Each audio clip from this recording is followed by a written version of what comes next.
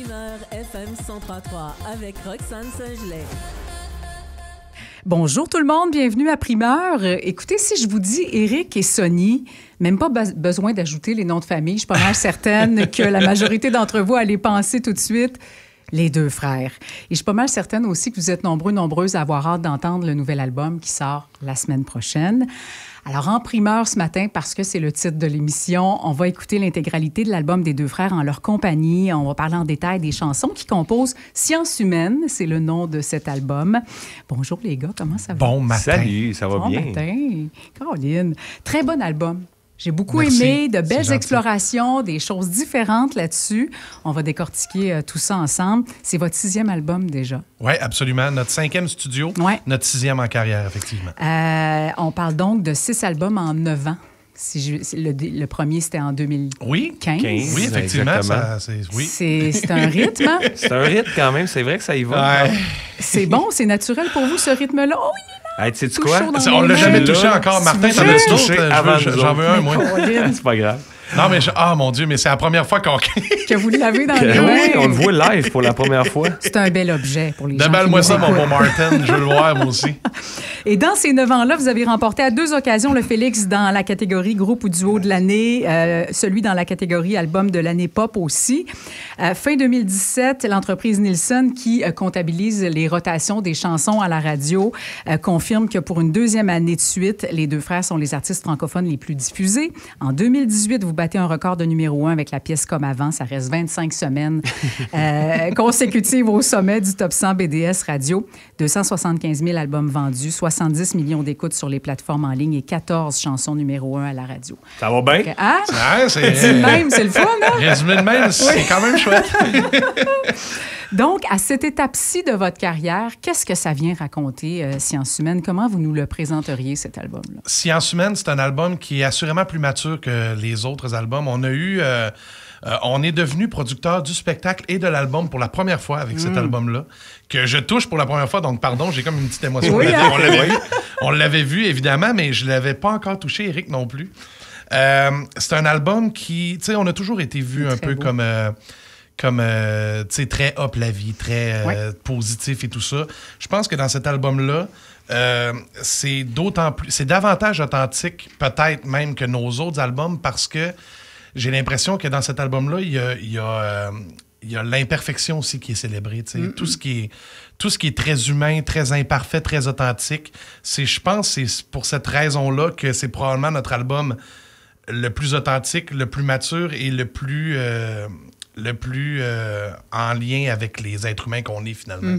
En vérité. Ouais. Les collaborateurs qui ont travaillé avec vous sur cet album, il y a Amé Laoni, Alexandre Poulain, Nelson Mainville qui avaient contribué à d'autres succès, Léo Gagné, 33 tours. J'en nomme quelques-uns, Philippe Besnéard, Marc Dupré, Sophia de Medeiros. Comment vous avez choisi les chansons? Qu'est-ce qui a guidé vos choix? Ben en fait, ça c'est comme les astres se sont tellement bien alignés parce qu'on a parlé, premièrement, on a contacté Alexandre Poulain. OK. En premier, ça a été le premier, ça. Ça a été le premier qu'on a contacté. Okay. On avait déjà, par exemple, à ce moment-là, on avait déjà notre petit refrain. OK. Et là, on était en début de processus de ramasser des chansons. On voulait en écrire quelques-unes aussi, travailler sur quelques-unes, mais on voulait aussi collaborer avec des gens comme on l'a toujours fait. Notamment Alexandre Poulain. Fait qu'on l'a approché, il est venu nous voir en studio. Il y a eu, on a parlé un peu du concept. Il est reparti avec ça. Puis le soir même, il nous a écrit en nous disant qu'il y avait déjà pas une, mais presque 2 chansons de fête.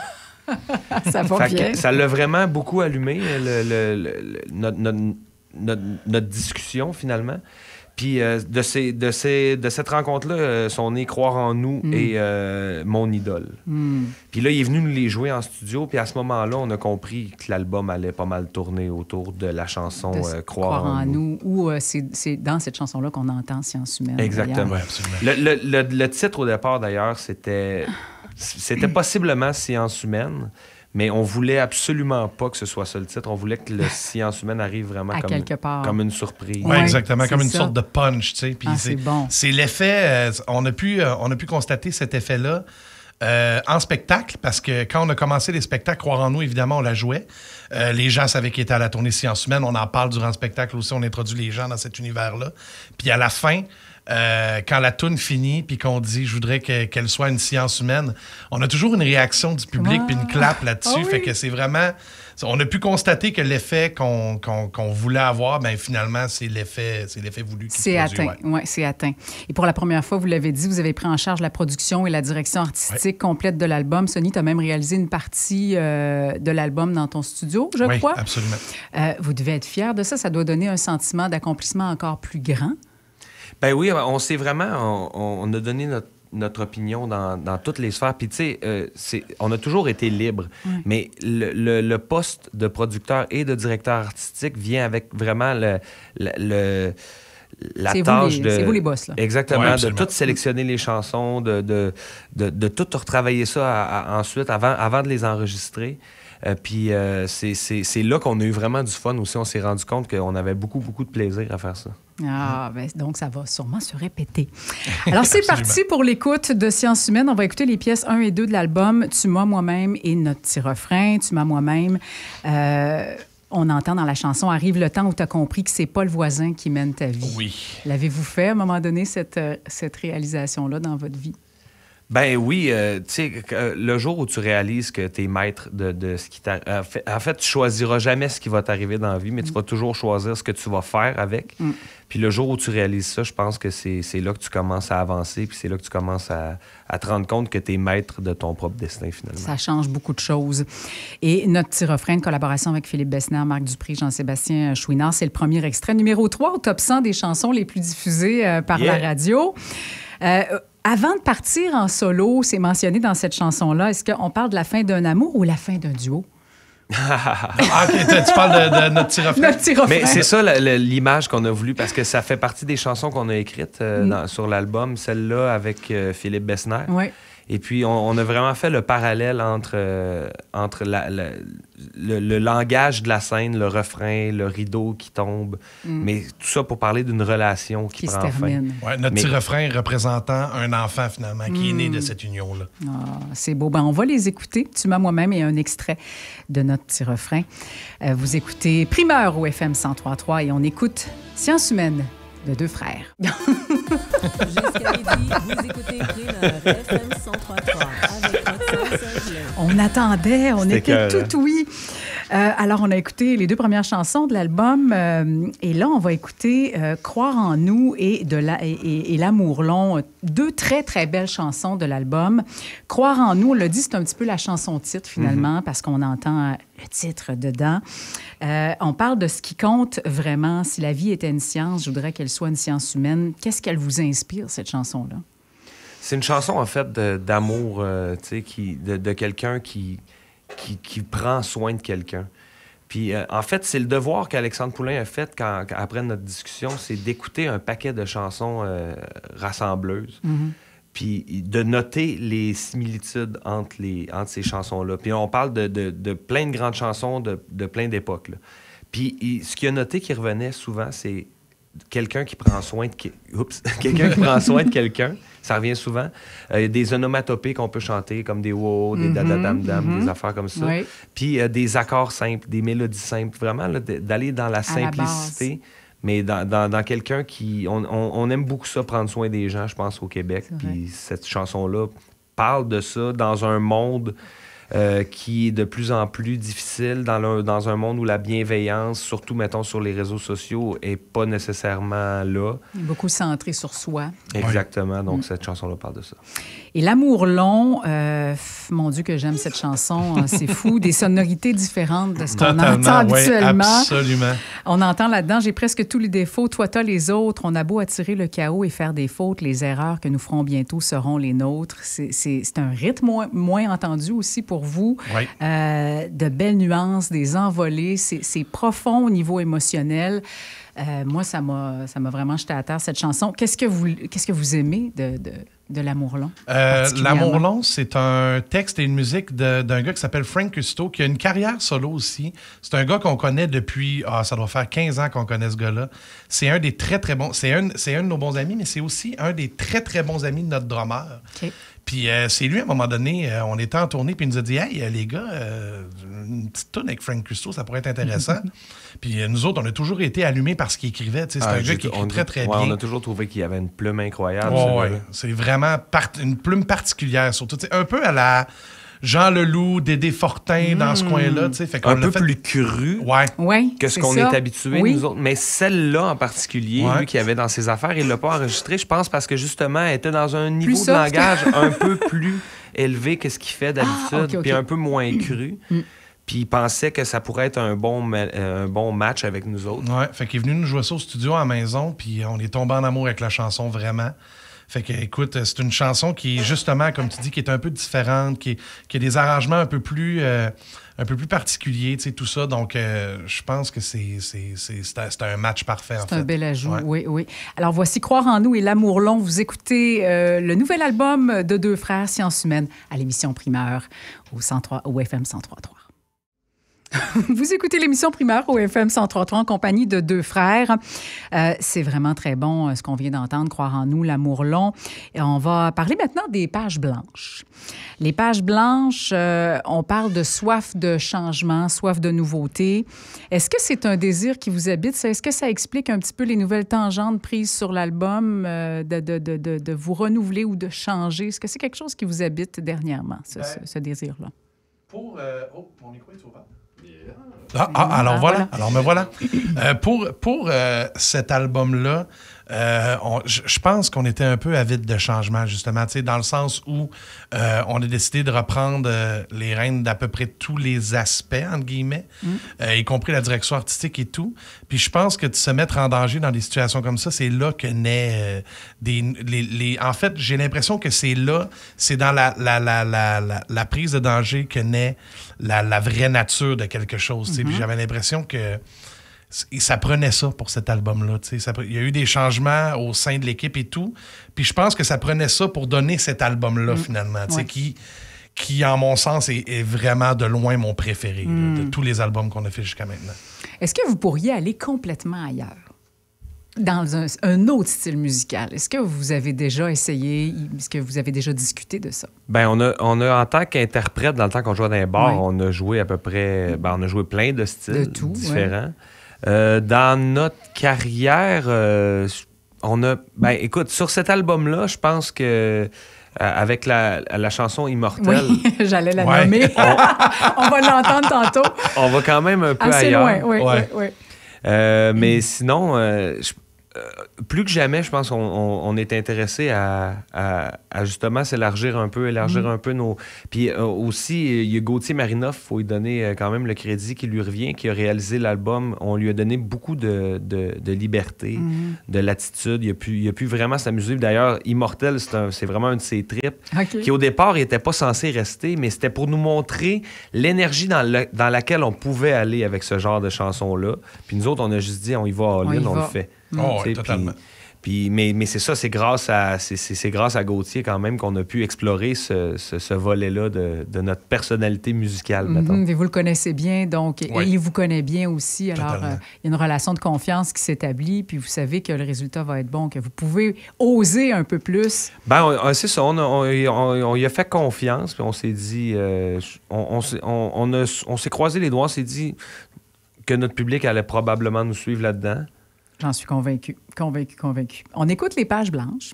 On va s'arrêter un instant, puis au retour de la pause, on va entendre aux 4 saisons et on va en discuter. Vous écoutez Primeur avec Deux frères au FM 103.3. Voici les pages blanches. Vous écoutez l'émission Primeur au FM 103.3 et on écoute en ce moment le nouvel album de Deux frères qui sort la semaine prochaine, qui s'appelle Sciences humaines. On vient d'entendre le 4 saisons. Est-ce que c'est un lieu réel ou imaginer le 4 saisons? C'est un peu des deux, je dirais. OK. Parce que c'est une chanson qui a été écrite et composée par ma blonde Maya. Oh. Oui, absolument. Puis, dans le fond, elle s'est arrêtée sur le bord de l'autoroute à un moment donné en se rendant chez sa mère à Victoriaville. Okay. Sur le bord de la 20. Il y a effectivement un motel qui s'appelle le 4 saisons, mais c'est vraiment juste le nom qui l'a flashé. Puis là, elle a écrit une chanson là-dessus basée autour de justement une entreprise familiale tenue par un couple. La femme est mourante.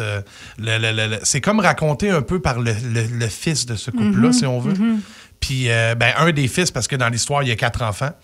Puis c'est comme raconté par lui qui reprend le flambeau quand les deux parents décèdent finalement. Fait que c'est pas une histoire c'est peut-être une histoire qui est arrivée dans l'humanité. Qui a pu arriver, oui. Mais c'est pas basé sur une histoire vraie. C'est uniquement sur le nom d'un motel qui existe vraiment. C'est celle-là que Sony a co-réalisé aussi. En fait, quand c'est Maya, sa blonde, qui l'a écrite, après ça, lui, il est arrivé dans son studio, il en a fait une version. Finalement, ça a été les arrangements qu'on a gardés pour l'album. Puis c'est lui qui a chanté parce que c'est lui qui a fait la maquette. Puis là, on a fait comme, tu pourras chanter. Ça va être ça. Ben, ça va être ça. C'était super beau. Puis en même temps, c'est sa blonde qui l'a écrite. Fait que il y avait de quoi de spécial. Fait que finalement, c'est lui qui la chante sur l'album. Vous avez fait une entreprise familiale comme le 4 saisons, finalement. Oh, David. Puis ma blonde chante dessus aussi. Ah! Oui, une voix de fille dans les refrains, c'est ma blonde. Ouais. Est-ce qu'elle chante dans la vie? Oui, absolument. Oui. Elle travaille en voix, essentiellement, doublage sur impression, comme on en parlait tantôt, hors d'onde. Hors d'onde, pardon, pas d'ombre. Puis c'est ça, dans le fond, elle chante depuis toujours. Elle a une très belle voix, très douce. Elle chante aussi dans Croire en nous. Et la version studio et la version au Abbey Road. Avec nos filles, nos blondes et nos filles chantent sur cette chanson-là aussi. Donc, on voulait faire vivre cette expérience-là à nos filles, évidemment. Ma fille, en plus, moi, elle tripe sur la musique, elle tripe sur Queen, Pink Floyd, les vieux bands là, qui ont pour la plupart tout enregistré au Abbey Road. Fait que pour elle, de chanter dans ce stock-là, les Beatles et compagnie, là, elle capotait. Là. Donc, ça a été une belle expérience. Absolument. Un beau voyage. Là, on va entendre la chanson dont on a parlé tout à l'heure, qui s'appelle Immortel. Oui. Vous allez voir, ça rock pas mal et on en parle ensuite. On écoute Science Humaine, le nouvel album de deux frères à l'émission Primeur au FM 103.3. Oui, ce sont les deux frères que vous venez d'entendre avec la chanson la plus rock du nouvel album Science Humaine, collaboration avec Sophia de Medeiros et Marc Dupré. Oui. Vous avez quand même osé avec ce son-là. Oui, on a fini par oser, mais au départ, c'est Gauthier qui a osé. Gauthier Marinoff, il voulait nous donner une idée de l'énergie. Éric, t'en as parlé tantôt, justement. Oui, on en a ça. parlé un petit peu. Puis la première fois qu'on l'a entendu, on reçoit ça, Immortel V2, version 2, entre parenthèses, Sabrasse. Le Sabrasse qu'on a gardé. On l'a gardé. On trouvait ça trop drôle. On trouvait ça vraiment drôle. On était à Londres, justement, pour la dernière version de Croire-nous, la dernière chanson de l'album. Puis Éric et Gauthier ont eu l'idée de le garder. C'est intéressant. C'est comme une sorte de... C'est un inside entre nous autres. On trouve ça amusant. Puis en même temps, mais ça met les gens en garde. C'est ça, exactement. Puis quand on l'a entendu la première fois, on trouvait ça drôle. On trouvait ça vraiment très drôle. On s'est dit, il est pété raide, le dude. Et dans son studio, lui, il a bu 6-7 martini dry. Puis lui, il compose ça, puis ça va bien. Puis finalement, on a décidé de le garder tellement on trouvait ça intéressant. Ah, c'est vraiment, vraiment très bon. Qu'est-ce que ça raconte, cette chanson-là, Immortel? Ben, c'est quelqu'un qui, dans sa vie, ça raconte l'histoire, ça dit il y a un enfant qui a perdu ses merveilles, il y a des enfants qui vivent des affaires difficiles, des parents qui n'ont pas nécessairement envie de se lever le matin, il y a du monde qui vit de toutes sortes d'affaires. Puis là-dedans, c'est juste de se rappeler, t'es pas tout seul. Puis, je sais pas si tu as quelque chose à rajouter. Ben, c'est un peu qu'on fait toute partie du même monde, puis on est un peu tous pareils, tu sais. Même si on est tous différents. Oui, absolument. Voilà, c'est cliché, honesty. Il y a quelque chose qui nous relie. C'est cliché, mais c'est justement, il y a quelque chose qui relie un peu tout le monde. On est tous des humains, au final. On est tous imparfaits, finalement. On vit toutes des affaires difficiles, différentes les unes des autres. Ça fait du bien de se le rappeler, ça, quand on est dans un bout difficile, qu'il y a sûrement quelqu'un en ce moment qui vit la même chose que moi. Ou ça pire, donne du courage. Ou pire, même. Ben oui. En fait, assurément pire. Assurément. On est rendu à la 9e chanson, Nos souvenirs. On va l'écouter et on en discute tout de suite après à l'émission Primeur au FM 103.3. Jusqu'à midi, vous écoutez Primeur FM 103.3 avec Roxane Saint-Gelais. On vient d'entendre Nos souvenirs. On parle d'un amour qui s'achève, mais les souvenirs qui demeurent toujours suite à la fin de quelque chose. C'est quoi qui vous a attiré dans cette chanson particulièrement? La musicalité, moi, je trouve que c'est le fun. Ça va un peu ailleurs aussi, musicalement. La musique a été... en fait, la musique, c'est Marc Dupré. Le texte, Nelson Mainville. Oui. Nelson, Marc Dupré, c'est une équipe qui est qui a fait ses preuves. Assez performante. On a passé un après-midi, entre autres, que je me souviens avec Marc, là, où le but, c'était de faire des mélodies, puis j'ai jamais vu un gars pondre des mélodies à cette vitesse-là. Comme 14 en 2 heures. C'était ridicule. Puis Nelson, c'est un gars toujours très efficace. Fait que c'est sûr que le mélange des deux, ça nous a parlé, cette histoire-là, justement, d'histoire qui se finit, mais qui se finit jamais vraiment. Ben exactement. Ben, ça, les souvenirs vont toujours être là, puis vont toujours nourrir la personne qu'on est devenu grâce à cette relation-là. Oui. Mon idole qu'on va entendre, et je vous en parle. En fait, on pourrait s'en parler tout de suite. C'est un hommage à un idole, un chanteur qui a aidé dans l'histoire quand on écoute la chanson. Est-ce que c'est inspiré de quelqu'un en particulier? C'est la deuxième chanson qu'Alexandre Poulain nous a offerte pour l'album. Dans le fond, quand il est arrivé au studio, il y en avait 3 à nous offrir. Okay. Une qu'il a retravaillée, mais qu'il avait écrite il y a de cela... quand il était ado. Quand il était ado. Fait que je connais pas son âge actuel. Fait que je dirais pas il y a combien de temps. C'est ça. Parce que je connais pas son âge exact, mais c'est quand il était ado, il l'a retravaillé, il nous l'a présenté. Celle-là, on l'a pas prise. Par contre, Croire en nous, on l'a prise, comme on a pu l'entendre tantôt. Et Mon idole, qui, oui, c'est une chanson avec un clin d'œil. Mais je pense qu'on dira pas c'est à qui le clin d'œil. Je pense qu'on va laisser la surprise aux gens. Vous, en avez-vous des idoles? Ben absolument, c'est sûr que... Question détournée. Je vais peut-être avoir ma réponse de même. Ben en fait, c'est parce qu'il y a un clin d'œil à la fin de la chanson. Là. Tu veux qu'on en parle? On va en parler. Puis la chanson a été écrite très peu de temps après le décès de Carl Tremblay. Des vendez le punch. Moi, je m'en vais. Des Cowboys fringants. Pas d'accord avec ça. La chanson a été écrite pas longtemps après le décès de Carl Tremblay. Puis... le raz-de-marée d'amour qu'on a vu, ça faisait longtemps qu'on n'avait pas vu ça quand un artiste... un deuil collectif. Un deuil collectif de cette ampleur-là.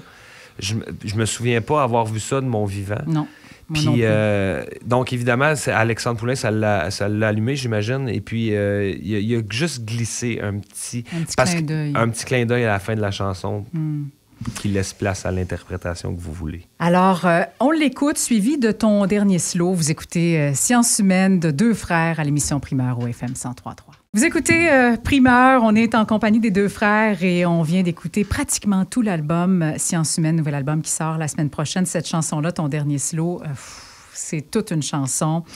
On y entend, je le sais bien que dans l'ordre, c'est à ton tour. C'est pas facile, j'imagine, de chanter cette chanson-là qui parle d'une personne qu'on a beaucoup aimée. Qui est la prochaine, probablement, qui va partir dans l'ordre? En effet, c'est si je peux parler de l'histoire de la chanson, c'est Amélie Larocque, en fait. Amé Laoni, dont le vrai nom est Amélie Larocque, qu'on travaille avec depuis l'album 1. C'est moi qui ai lancé la commande. J'ai dit, parce qu'elle me parlait de raconter l'histoire d'un grand-parent. Puis j'ai dit, poussons ça plus loin. Parlons de ces piliers de famille-là qui tiennent les traditions à bout de bras, qui sont en train de s'effriter puis de s'en aller un après l'autre, puis qui emportent beaucoup de ces traditions-là avec eux autres. Puis voilà, la magie d'Amé a opéré, et puis ton dernier slow est né de ça. Et c'est une chanson qui nous bouleverse beaucoup, nous autres. Oui, j'imagine à chaque spectacle et les gens dans la salle aussi, j'en suis convaincue. J'ai dû la chanter plusieurs fois pour me désensibiliser. Oui, c'est sûr. Et là, vous vous êtes payé un trip. Vous êtes allé à Abbey Road pour cet album-là, pour la chanson Croire en nous. Donc, il y a 2 versions de Croire en nous sur l'album, et il y a la version Abbey Road. Racontez-nous ce trip-là rapidement. C'est parti de moi, dans le fond. Okay. Je voulais... Moi, tu l'as dit tantôt, j'ai mon studio à la maison, tout ça. Je suis un geek de studio. J'aime les machines de studio, que ce soit préamp, micro, n'importe quoi. J'aime... ça m'arrive souvent de faire d'aller sur Internet pour juste voir des photos. Des tutoriels. Non, oui, des tutoriels, oui, mais des photos de d'autres studios pour améliorer le mien, juste pour rêver un peu et tout. Fait que j'avais comme rêve de visiter des grands studios mythiques. Puis j'avais dit à notre gérant, Francis Delage, pour le prochain album, vu que c'est nous autres qui le produisent puis que c'est nous autres qui décident ce qu'on fait avec le budget qu'on a, je veux qu'on prenne le temps de regarder si c'est possible d'aller au Abbey Road Studio, mais moi, c'était une certitude pour moi. Je veux pas mourir sans avoir enregistré une chanson là. Puis je sais pas quand est-ce que ce projet-là va s'arrêter. Je sais pas pendant combien de temps encore on va faire ça. Puis pendant combien de temps on va avoir les moyens de faire ce genre de trip-là. Fait que j'ai décidé que ça allait être sur cet album-là. Puis il a organisé le voyage, il a tout coordonné ça. On est arrivé là, on a passé 4 jours à Londres avec nos blondes, nos filles, notre réalisateur, notre gérant puis sa femme. On était 9 en tout. 9. Puis on est allé là en famille, on a vraiment vécu un trip de fou. Tout le monde a chanté. Tout le monde a chanté, puis on n'a pas juste utilisé les locaux d'Abbey Road. On a utilisé les mêmes micros que jadis. On a utilisé, tu sais, les micros que les Beatles ont utilisés à l'époque dans les années 60, les préampes, les consoles, tout ça. Ça s'entend dans le son. Oui. On entend le vent dans le son, là, ouais. Tu sais, là, c'était ça le but aussi. Il n'était pas question qu'on revienne de Londres avec une chanson qui sonne comme si on l'avait enregistrée à Montréal. Parce qu'ils ont les mêmes micros qu'ils ont dans les studios à Montréal, les micros récents, toutes les... Mais nous autres, c'était le vieux stock qu'on voulait. Puis étrangement... Le gars, l'ingénieur de son qui était avec nous autres, en fait, l'assistant qui nous avait été fourni par la place, nous a avoué que c'était assez rare les gens qui arrivent là et qui veulent utiliser ces vieilles affaires-là. Ouais, mon Dieu, il me semble que... Ça ramasse la poussière plus souvent qu'autrement. Nous autres, on a tout fait sortir ça. On va nettoyer ça. On commence. Alors, ça a donné Croire en nous, version Abbey Road, qu'on va écouter en se laissant juste avant. Science humaine, le 6e album de Deux Frères est en précommande maintenant, est disponible le 15 novembre. Si vous voulez plus d'informations et consulter les dates nombreuses de votre tournée, on visite deuxfrères.com. Merci beaucoup, les gars. C'était super. C'était un plaisir. Vous avez un très bel objet qu'on tient dans nos mains, mais vraiment un très, très bon album musicalement aussi. Merci. Bravo pour ça. Alors, Croire en nous, version Abbey Road, la dernière chanson de l'album Science humaine de Deux Frères qu'on vient d'écouter en intégralité à l'émission Primeur au FM 103.3. Merci, à bientôt. Merci.